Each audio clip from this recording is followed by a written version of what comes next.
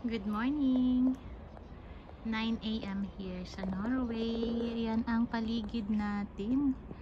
And wala dito sa veranda.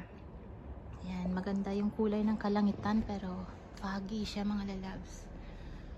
Yan, foggy.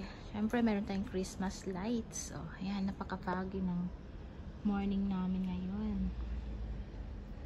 Pero maganda yung kalangitan. I mean yung color ng sky. Ayan.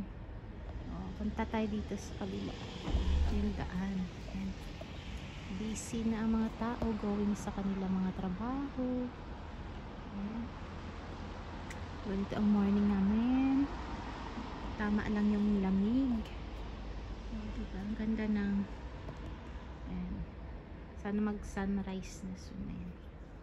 So, diba? Ganda. So, mula dito, have a great day. Bye-bye po.